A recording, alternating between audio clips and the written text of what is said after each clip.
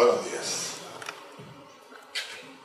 En estos momentos le damos la bienvenida a todos ustedes con respecto a un programa que vamos a iniciar de 3 conferencias sobre San Martín, algo que hemos hecho ya en el año 2013, parte de un programa que está, quiero decir, el resucitado Instituto Sanmartiniano de Guayaquil, que por muchos años estuvo inerte. Estamos hablando de 15 años, por lo menos 20 años, no se hizo nada en absoluto, más de 20 años, y ahora hemos resucitado ese instituto con nuevas personas, porque lamentablemente aquellos que eran miembros pasaron al descanso, a decir de la forma suave, eran muy mayores, fueron muriendo uno por uno, pero nunca hicieron un programa. Entonces, ¿cuál fue el motivo de esta semana? El próximo viernes 17, o sea, pasado mañana, se conmemora un año más de la muerte de José de San Martín y Matorras, allá en Francia, y nos interesa a nosotros, como Instituto Sanmartiniano, como Dirección de Cultura, como Museo Municipal, el resucitar a San Martín. ¿En qué aspecto? El aspecto más importante es ponerlo en su justo lugar y darle su justo precio. ¿Por qué decimos esto? Porque el plan de la Dirección de Cultura, el plan del municipio, el plan del Museo Municipal es redescubrir una historia que nosotros la hemos tenido aletargada y distorsionada. Aletargada porque mucha gente pues no se preocupó de los propios de Guayaquil, y distorsionada porque de otras fuentes, de otros lugares también la distorsionaron. Sin embargo, en los años que lleva esta Dirección de Cultura se han hecho publicaciones y muchas actividades diferentes para demostrar documentadamente qué es lo que estaba pasando. Entre esas cosas, pues justamente aquí hay un ídolo que se llama Simón Bolívar, y tenemos un héroe que se llama San Martín, pero el San Martín nadie lo conoce. El ídolo sí. El ídolo llegó con fraude electoral por el impeachment, ¿cómo que le dicen en español? Cuando reúnen las firmas para que se vayan, esto que buscan,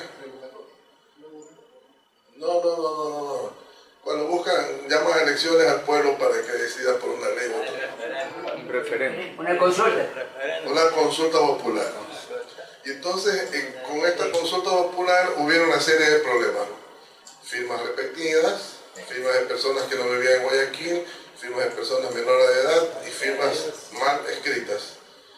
Nunca se publicó eso, nunca se hizo comentario de eso, pero allá arriba, en los archivos están esos documentos, manuscritos.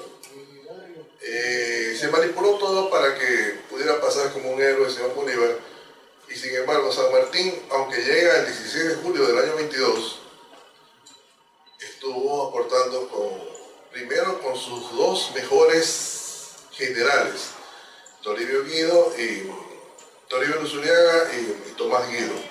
Lo mejor que él tiene lo manda para acá para que ayuden para la guerra, justamente los estrategas. Y luego de eso envió armas, pero las armas no es como ahora que armas y balas, sino que había que mandar las pólvoras, había que mandar los fulminantes, había que mandar los tacos, una serie de cosas porque eran de baqueta, ¿no? Todavía se usa la baqueta en el campo, ¿no? De escopeta de municiones le decimos nosotros, ¿no?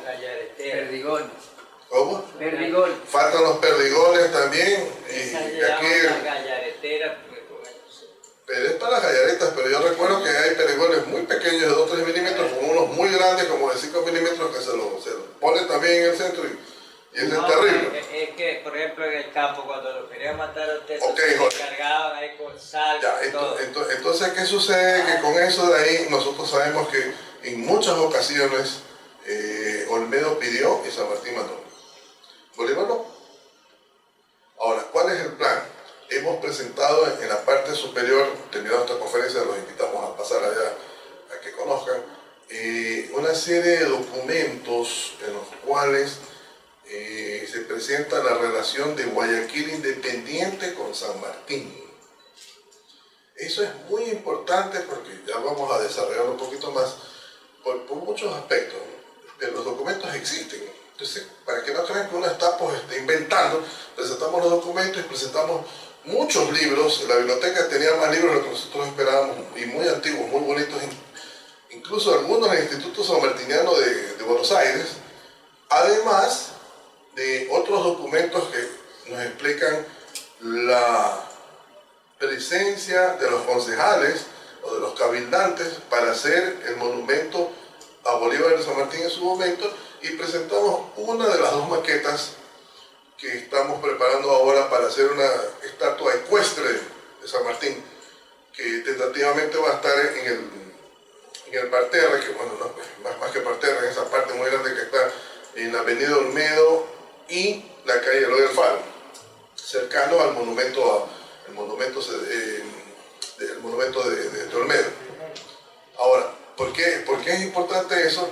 Porque sin desmejorar al uno, ponemos al otro también como un reconocimiento de lo que se hizo. Porque aparte de todo eso, porque generalmente lo que más se promueve es el encuentro de Bolívar y San Martín. Fantástico, fabuloso, maravilloso, pero en todo el proceso de los 21 meses anteriores, ¿comprende? Eso no se tomó en cuenta, sino simplemente vino el uno, el otro le ganó por puesto de mano, nos quedamos aquí y ya estamos bien. Eso no va.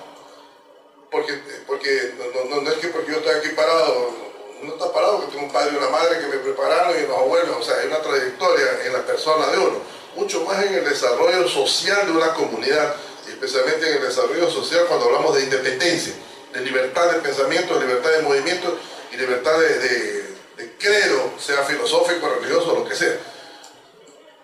El mismo Olmedo lo dice así. Les recuerdo que de todas maneras el día viernes en el hemiciclo de la Rotonda va a haber un acto, que están todos ustedes invitados, con una ofrenda floral con motivo pues justamente del aniversario de la muerte de San Martín. José Joaquín de Olmedo cuenta, y también otros cabildantes, que teniendo noticias de que San Martín y sus fuerzas habían desembarcado en playas de Pisco, eso fue el 8 de septiembre, algunos dicen el 10, pero el 8 de septiembre, nosotros nos lanzamos a la revolución. Si ustedes ven el calendario, no hay que ser ni aritmético siquiera, un mes después, casi un mes después, Olmedo se lanza a la revolución. Claro, si ustedes van a escuchar los relatos de la independencia, no sale Olmedo. Olmedo va a salir recién el día 9 de mañana, es un día lunes, y otros dicen que Olmedo fue el autor necesariamente del reglamento provisorio, que es nuestra primera constitución. Le dice reglamento provisorio en el título, pero en la realidad cuando lo publican en la Gaceta Oficial, que es el diario El Patriota de Guayaquil, le dice esta constitución que va incrementando capítulos. ¿Qué es importante de ahí? ¿Por qué dice que está presente, iniciándose la independencia con el desembarco de San Martín y sus tropas, y no habla de Bolívar? Por muchas razones que no necesariamente son en estos momentos las mismas razones sentimentales o líricas, de pues, si me gusta Bolívar o me gusta San Martín. ¿Por qué digo esto? Porque de cualquier forma era más difícil venirle sabemos que era por el asunto de Pasto, ¿no? Pero era mucho más difícil que venga Bolívar para acá a que venga San Martín para acá. Ustedes recuerdan que el internet de la época es el agua, ¿no? El mar, y con el mar teníamos 6 días, 8 días máximo en mar en Caco, ¿no? Que no hubiera tormentas con Lima, y Pisco está pues digamos que a tiro de piedra de Lima, ¿no?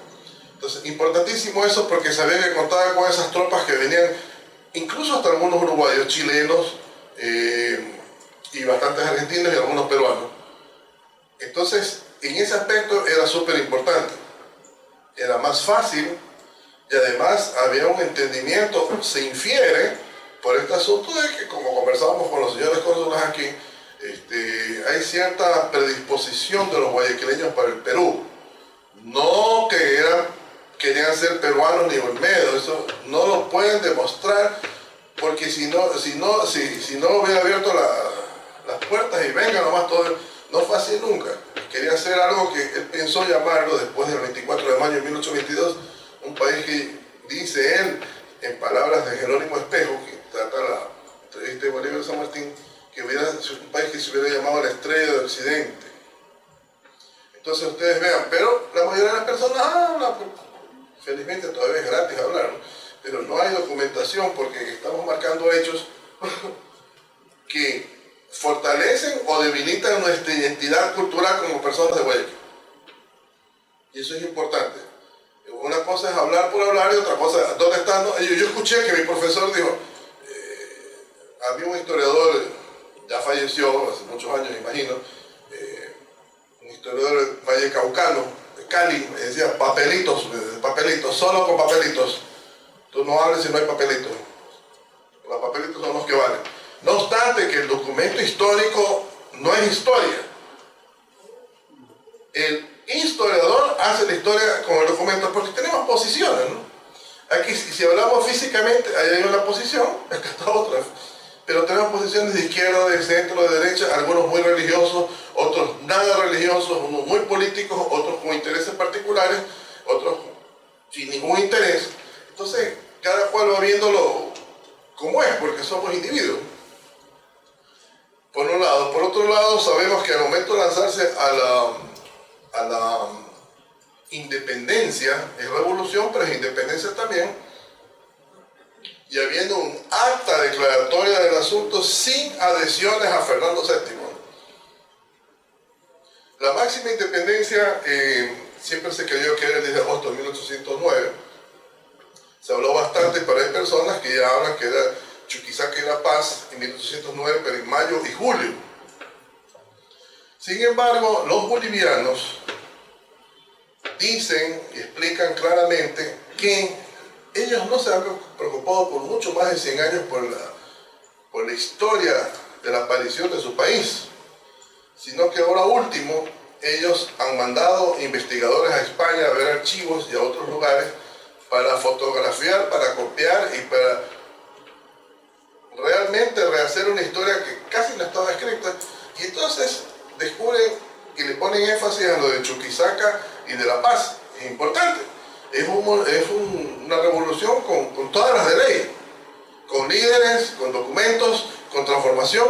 Duró poco, pero no importa, la del 10 de agosto también duró poquito, así que sí es por eso. Pero hay un lugar que se llama Oruro, y en 1781, muchísimo antes del 9, ¿no?, declara la independencia. Eso lo están redescubriendo allá. Entonces nosotros podemos decir que en esta zona nuestra estamos muy distantes del asunto. Sin embargo, así, el 9 de octubre de 1820, Guayaquil a las 9 de la mañana, como dice las siguientes actas del día lunes, declara la independencia de todo tipo de opresión que hay. Conversaba recién con el señor cónsul de la República Dominicana y yo le decía pues que, o él lo dijo primero, Guayaquil fue independiente, Quito no alcanzó a ser independiente de España, porque ni bien se independizó de España, al día siguiente aparecieron los primeros grafitis que tenemos idea, no, serán los segundos, con este supuesto caso de Eugenio Espejo también hubieron otras cosas ahí, pero después, el día 25 de mayo, último día del despotismo y primero de lo mismo. Entonces, salió este verso, ¿no? Un versito, pero no alcanzó a ser independiente. Y yo digo que la independencia termina recién en 1845. La gente dice que eso es absurdo, pero en 1845, la revolución marxista del 6 de marzo, es cuando se expulsan a todos los extranjeros, o por lo menos se expulsan a los cargos, ¿no?, porque muchos quedaron aquí, los extranjeros que manipulaban el Ecuador de la época, hasta 1830, cuando se independiza de Colombia, que de paso no hay un papel, así no hay papel que diga Gran Colombia, no hay uno, ni en la Gaceta Oficial de Colombia, ni en ningún papel oficial de los que reposan aquí, ni los que salen por internet, no hay uno. A alguien se le metió la Gran Colombia y somos gran colombianos, ya crearon palabras nuevas, ¿no?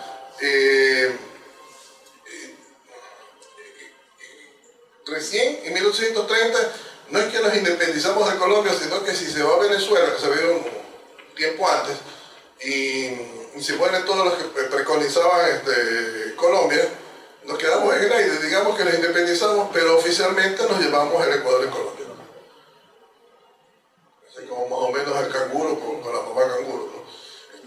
Se sale del marsupio de la bolsa y se mete a cada rato. Entonces, por eso nos tuvimos problemas hasta con García Moreno con respecto a la bandera, ¿no? Que es el oro de nuestra... Aquí no hay oro, ¿no? Por lo menos no hay como en otras partes, ¿no? El oro de nuestras riquezas, el azul del cielo, todos tienen cielos azules.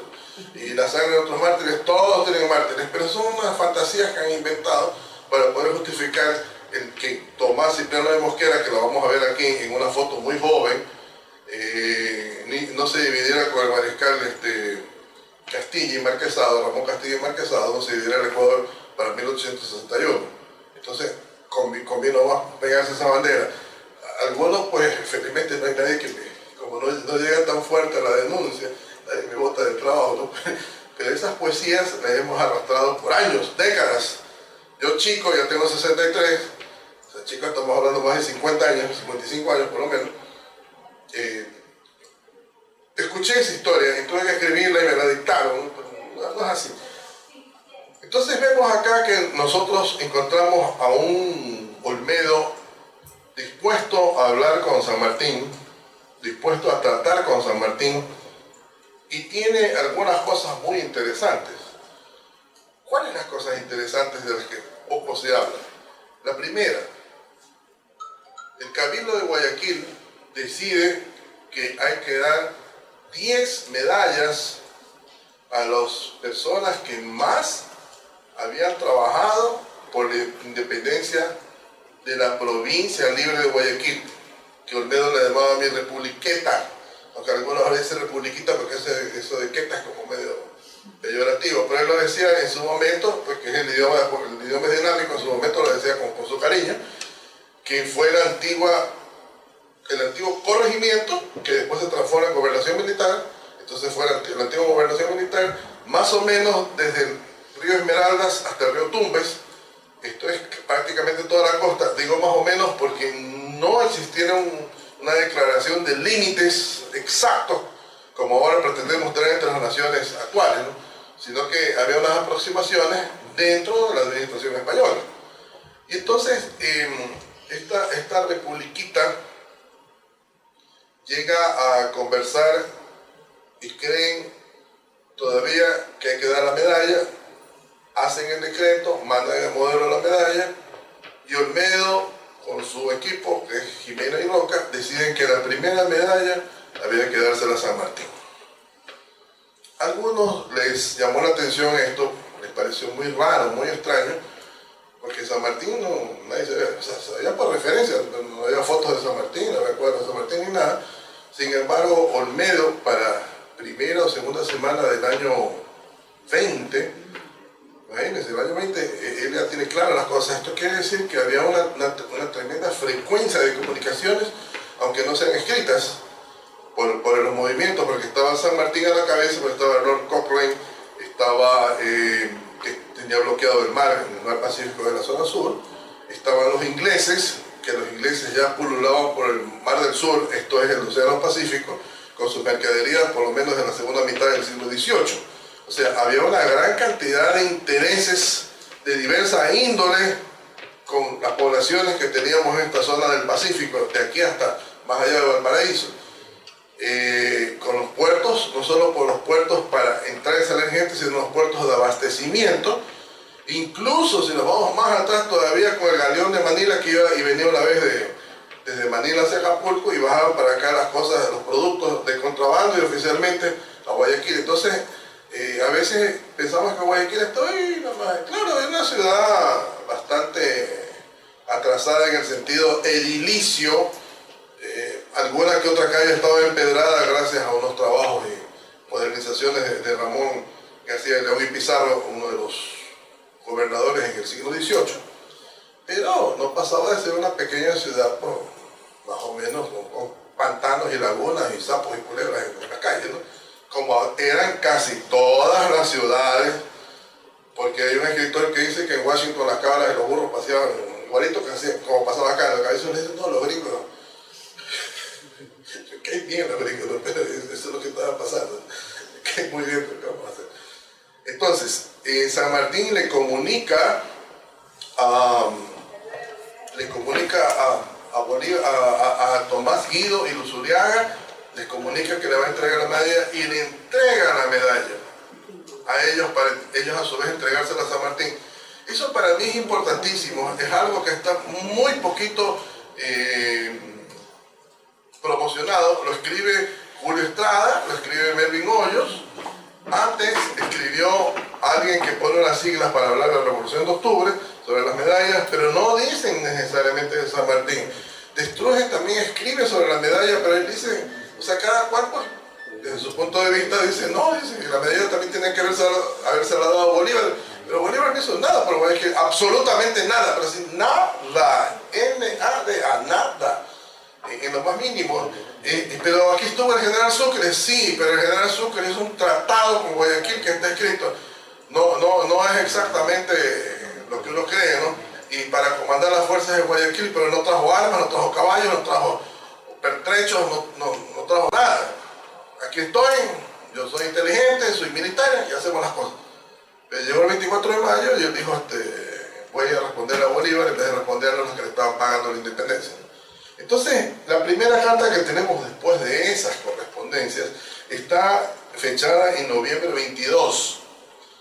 ¿Qué ha pasado hasta noviembre 22? Tenemos nosotros, así, pero mirando rápido y muy por encima, el 9 de octubre, que salen cartas para Cuenca, Quito, Bolívar, San Martín, Cochrane, las personas implicadas, grandes y pequeñas, algunos para informarles que había pasado este evento, para tener apoyo, y los otros para que sepan que ya mismo vamos de ustedes, o sea, Cuenca y Quito. Entonces, de esas cartas ahí, el día 22 de noviembre, dice aquí, excelentísimo señor don José de San Martín, con esta fecha he tenido el honor de participar a vuestra excelencia el estado de estas provincias hasta las inmediaciones de Quito. Ya había avanzado el combate, ¿no? Ahora añado otras noticias que creo no serán para vuestra excelencia de menor importancia. Entonces comenzamos a escribir. Aquí apenas son 1, 2, 3, 4 hojitas, pero en la realidad manuscritos hacen mucho más largo. Y entonces comienza la correspondencia, va y viene. Y también hay correspondencias, entrevistas con Luzuriaga y con Guido, que son los que tenía San Martín aquí. Para esa época, hasta para principios de enero del 21, todavía están Guido y Luzuriaga. Y sigue la correspondencia con San Martín de Olmedo. Lo importante de esta conferencia es que también hubo tratado con el Perú de San Martín. Recuerden que Perú digamos, San Martín no había logrado independizar todavía la parte de Junín y Ayacucho, que era una parte muy importante, porque ahí habían miles de soldados, pero como 8.000 soldados por lo menos, veteranos de guerra de España. Cuando digo veteranos de guerra, pueden haber sido de 20 años, de 25 años, pero ya saben que lo que era la guerra, ¿no? Los otros no sabían eso. Y algunos, especialmente estos jovencitos que veo aquí, a veces no saben, porque uno ve unas guerras maravillosas que ve en la televisión, incluso hay unos combates de los androides, el hombre de acero, no sé cuánto, pero esas guerras eran cuando se acababa la pólvora, por decir, los pertrechos, sacaban la bayoneta o sacaban las lanzas. Y era cuchillo, digamos en otras palabras, era cuchilla limpia de ambos lados, ¿no? Entonces ustedes imagínense esas carnicerías de horror que la gente no quiere pensar en eso, pero nuestros héroes, esos que están con las chaquetas tan bonitas ahí, que de paso las usaban para los desfiles, ¿no? Porque eran con hilos de oro y con botones carísimos, y esa gente sacaba el cuchillo, la bayoneta de ese tamaño, ya repartía bayonetazos, pero también se las daban a ellos, ¿no? Entonces, en guerras, especialmente para los jovencitos, les cuento, en las cuales había que hacer treguas, o sea, había que parar la guerra después de un día de combate, que realmente no era un día de combate, esas batallas duraban 1 hora, 2 horas. Recuerden que comer, ¿no? No sé si ustedes se han dado cuenta, ¿no? llega el mediodía y hace hambre en cualquier barriga de cualquier persona del mundo. Y a ustedes también les pasa eso, ¿no? Entonces alguien está haciendo la comida. Son las mujeres. Las mujeres ahí que están haciendo la comida. La gente no pone mujeres en la guerra, pero ni sale en ningún cuadro. En algún cuadro chileno he visto, en especial, mujeres que están acompañando a la guerra a su marido, a su hijo. Pero hay que vendar a los heridos y hay que enterrar a los muertos. Porque donde no se entierran los muertos se hace una epidemia. Y los que no podían matarse de así a cuchillo o con pólvora, morían por la epidemia de ambos lados. Entonces que todos paraban la guerra, un momentito, enterraban los muertos y después hablaban. Entonces todas esas cosas pasaban, además del tiempo que consumía mandar las cartas de un lado para otro, y que la mayoría no eran de caballería, ¿no? No obstante que hay un ejército de caballería del general Lavalle, que es el nombre como nos llegó a nosotros, de un francés, hijo de franceses radicado en Buenos Aires, y que él hace posterior al 9 de octubre, hace una de las batallas más cruentas, pero nadie habla de cruentos, sino de magistrales. Tan magistral la batalla en la zona de Riobamba, que los ejércitos de ambos lados paran para ver la pelea de la caballería, y Juan de Lavalle se consagra como el león de Riobamba.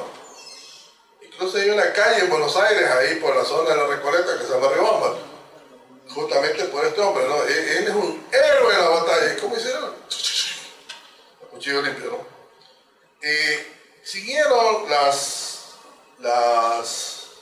correspondencias, que ese era el tema, que la relación entre Olmedo y San Martín es mío, y siguieron las correspondencias con San Martín, y nos enteramos de algunas cosas interesantes de por medio. En el diario El Patriota de Guayaquil, que existen copias facsimilares, para los jovencitos les cuento, copia facsimilar es una copia exacta, como que fuera una fotocopia, que se ha hecho de determinado documento, y entonces está publicado, y en esa publicación nosotros vemos algo que es interesante. San Martín manda al general Salazar, manda al gran mariscal Lamar y otros personajes como ministros a Salazar como ministro plenipotenciario para hacer un tratado con Guayaquil por esto de la corbeta Alejandro. Y ustedes observen ahí, ¿por qué es importante eso? Porque si Guayaquil es de Perú y si Olmedo estaba con Perú, ¿cómo le va a mandar un ministro plenipotenciario? Le manda un soldado, le manda un delegado, pero no un ministro para que actúe. Y entonces nosotros no lo tomaron en cuenta. A veces las personas dicen un término, por ejemplo, ven a mi casa, dice otro dice no, ven a mi hogar. Y hogar es un fuego de leña que está en la sala, en el cuarto principal de las casas, especialmente en la zona de la sierra y en los países donde hace mucho frío. Se tiene el hogar, ¿no? ¿Verdad? Pero entonces ven acá a la fogata, podría decir, ¿no? ¿Se dan cuenta? Ven a mi casa. ¿Cuál casa? Yo puedo tener 5 casas, ¿no? ¿Cuál de las 5? La que está de oficina, la que está de hacienda. Entonces ustedes ven como a veces no se captan el sentido de las palabras, y les cuento a los jovencitos, es un arte el hablar en castellano, ¿no? Si se puede hablar en el segundo o tercer idioma, un cuarto idioma, mucho más arte todavía, porque un esgrimiento de las palabras puede dar vida como puede matar a la gente, ¿no? Sin usar venenos ni balas. Y entonces, aquí en este caso es un ministro plenipotenciario con todos los poderes plenos, para poder actuar ante el gobierno de Guayaquil, y hacen un tratado, un segundo tratado. Más adelante en el diario El Patriota de Guayaquil nosotros vamos a descubrir otras cosas muy interesantes. Por ejemplo, que el gobierno de Guayaquil declara como ciudadanos de Guayaquil a todos los peruanos residentes en Guayaquil. Seguimos viendo las noticias, 2 o 3 páginas más allá, y el gobierno de Perú ratifica el recíproco tratado. Dice que a los guayaquileños que vivan en Perú, especialmente en Lima, también podrán ser ciudadanos peruanos. ¿Qué me está diciendo ahí? Que son 2 países, ¿no? Son 2 estados, país y estado, ¿no? Que a veces hay países que no son estados. Entonces hay país y estado, si no hubieran esos tipos de decretos y de esos actos de reciprocidad. Eso es importante para nosotros establecer cuando hablamos de la República de Guayaquil, que a veces puede causarle risa a las personas, a veces son los 21 meses, ¿no? 21 meses fueron ahí. Sí, 21 meses, pero con todo el sistema jurídico de un Estado. ¿Qué es lo que me interesa? Especialmente en el momento en que están comenzando a nacer nuevos Estados. Un sistema jurídico de un Estado que a su vez tiene territorio, tiene constitución, tiene ejército y tiene bandera. Y un gobierno democráticamente constituido. Ustedes saben, esos jóvenes, un gobierno que fue no dictatorial ni fue monárquico. Yo no estoy en contra de la monarquía y los que creen en la Biblia saben que todos creemos en Jesús como Rey de Reyes, Señor de Señores, y cuando hablamos de Rey de Reyes es monarquía, y cuando hablamos que es Rey del Cielo es monarquía, y si va a venir de nuevo es monarquía. O sea, no hay problema con la monarquía, porque hay monarquías buenas y malas, ¿no? El asunto está en que Bolívar, según Rocafuerte, tenía ínfulos de emperador, y San Martín, sí, el tomo 2 de la correspondencia de Rocafuerte, escribe eso en una publicación del Banco Central, para ser más exacto.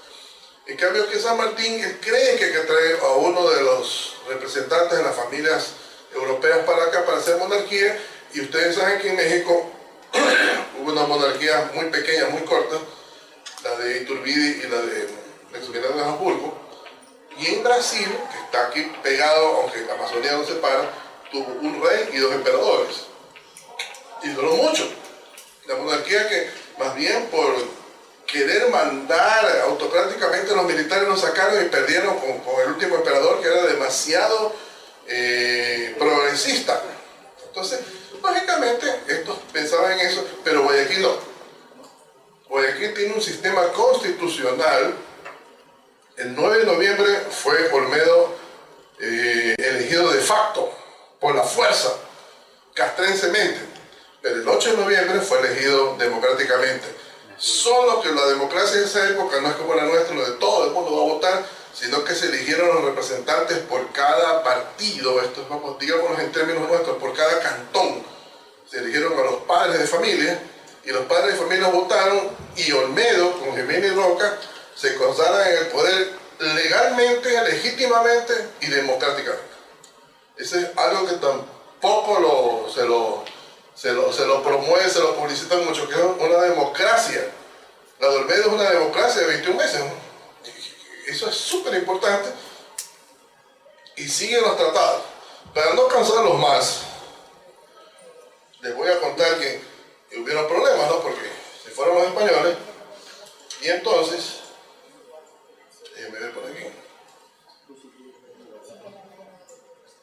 Pero hay gente que quiere pescar en el río revuelto. Entonces voy a leer aquí algo que es importante, que aparentemente es la última carta escrita de José Joaquín de Olmedo en abril 2 de 1822 a San Martín. Me refiero a la última carta escrita en funciones del cargo que tiene, ¿no? Y entonces le dice así: excelentísimo señor, firma como junta de gobierno.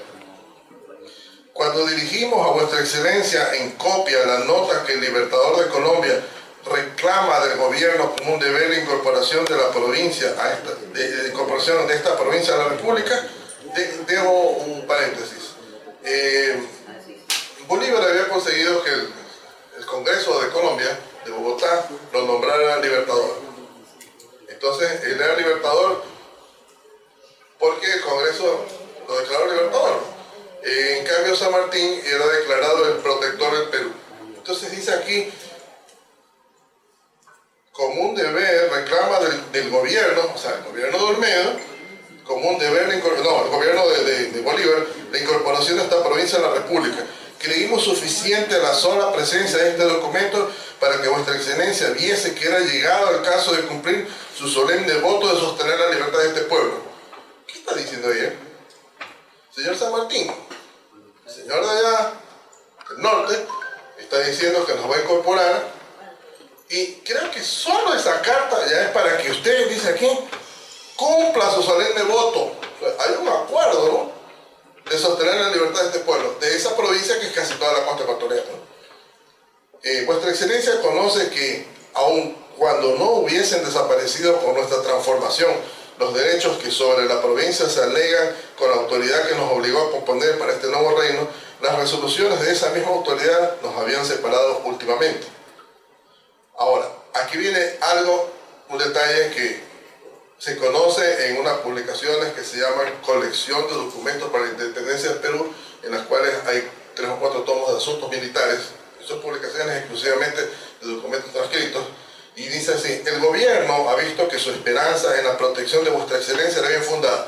Ahora se está hablando del gobierno de Guayaquil, el hecho que en usted, San Martín, ya por los repetidos y abundantes auxilios de armas, mira lo que dice, repetidos y abundantes auxilios de armas, municiones y oficiales que hemos recibido ya por la nota que vuestra excelencia ha dirigido al Libertador de Colombia en el 3 del corriente próximo pasado, con aquel motivo, y por las últimas órdenes comunicadas a la División del Norte.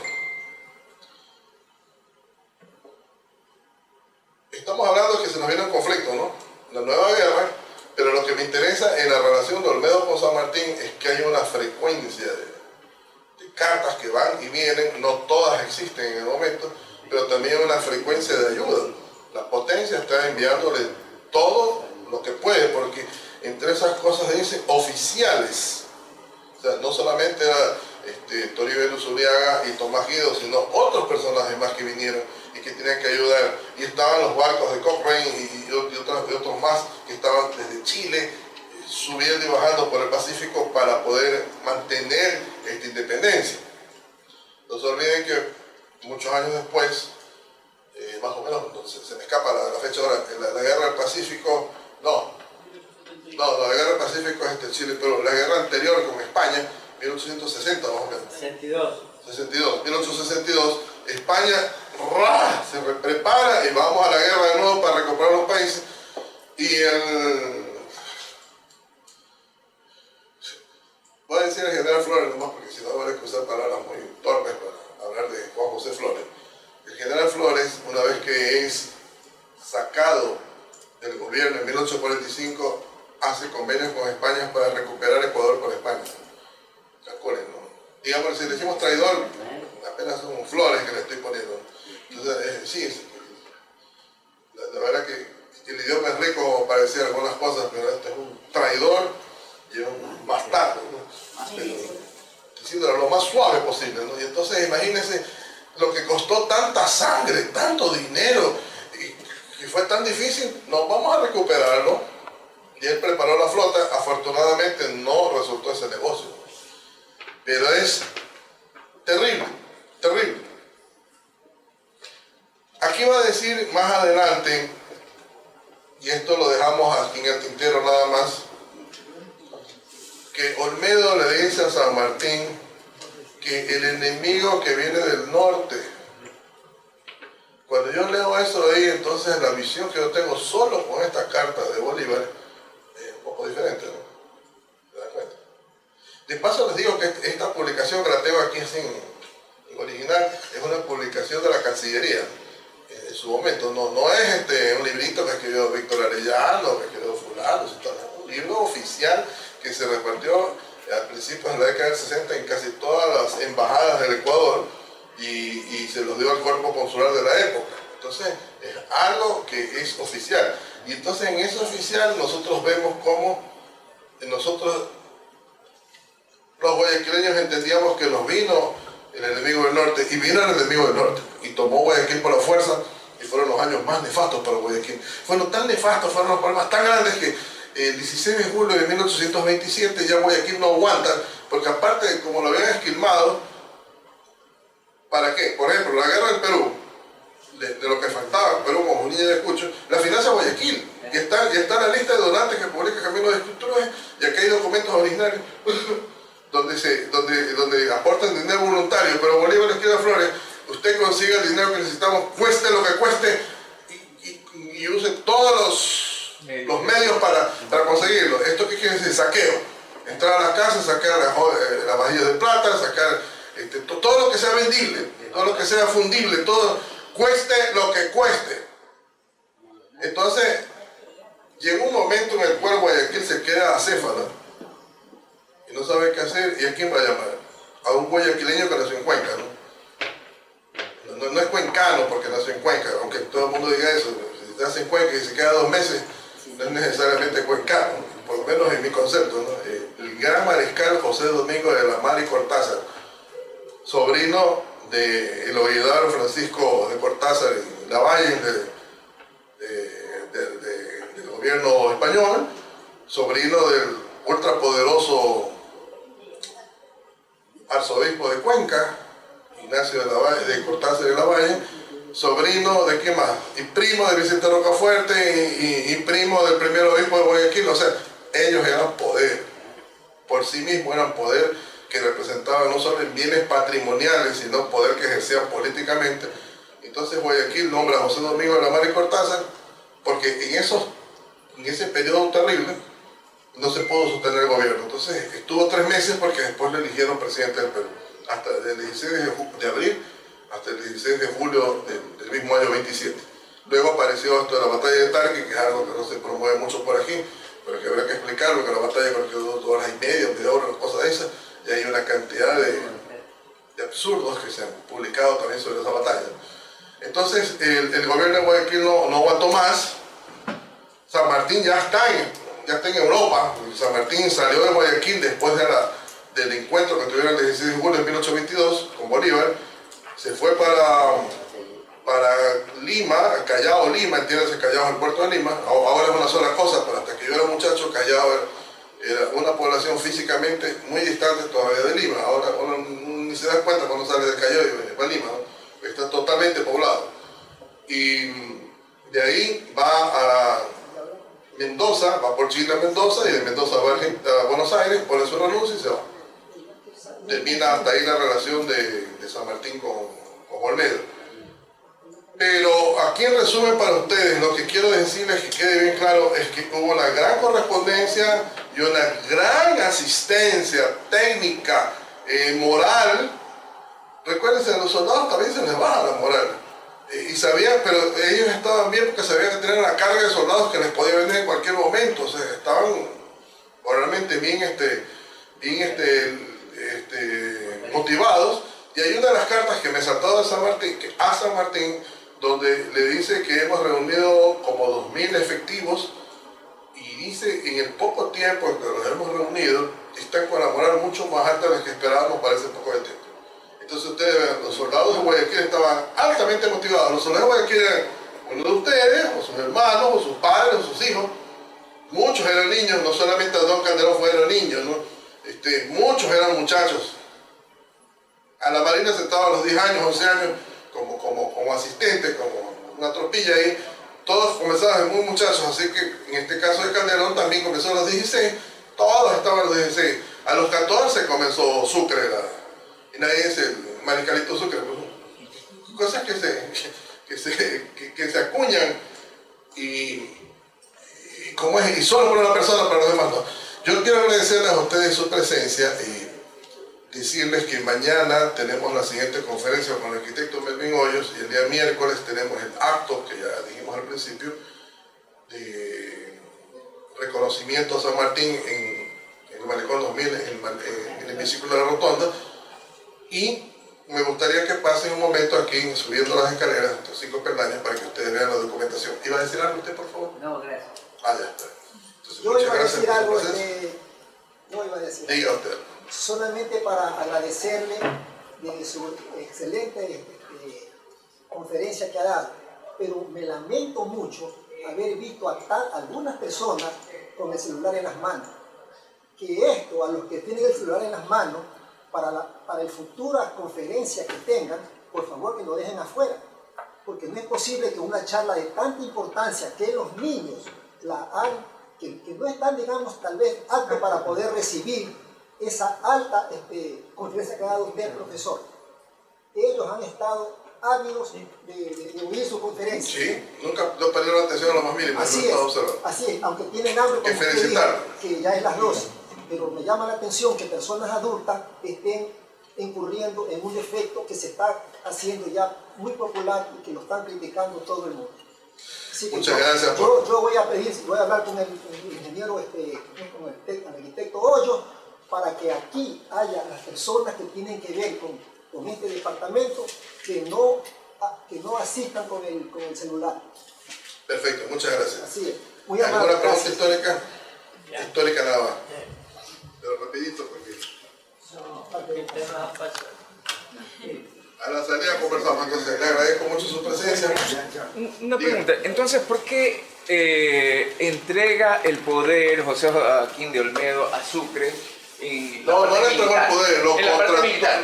lo contrató para que sea jefe de las fuerzas militares, no le entregó ningún poder. A ver, llegaron... por Yo soy parte- civil, me viene un militar acá, él sabe de la guerra más que yo, entonces venga usted militar. Claro, pero también manifestó que vinieron dos de los mejores generales de San Martín. Pero tuvieron que volver, porque ya. el gobierno se estaba consolidando. Entonces, y Sucre llega por agosto del 21, hasta ese, y estamos hablando de que ellos llegaron a mediados de noviembre, ¿no? Del 20. O sea, pasaron muchos meses. Porque, para mí me parece un absurdo que se diga que había el bando del ejército bien, pero no existía como nación. Tenemos que ubicarnos en el tiempo. Yo el otro día hablaba con... Por ejemplo, hasta 1908, la persona que quería curarse, por decir, lo mandaban a Lima, que era 6 días de vapor, a Quito eran 15 porque no se había inaugurado. cuando no había lluvia. Entonces el investigador tiene que ubicarse. Así es. Bueno, muchas gracias. Y lo del celular, espérate. No, escogemos esa definición. Sí.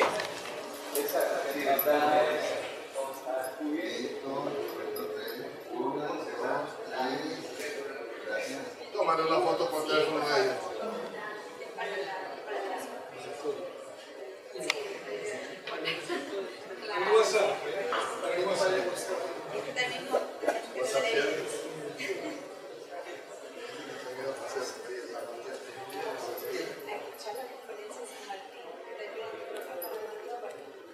Todos.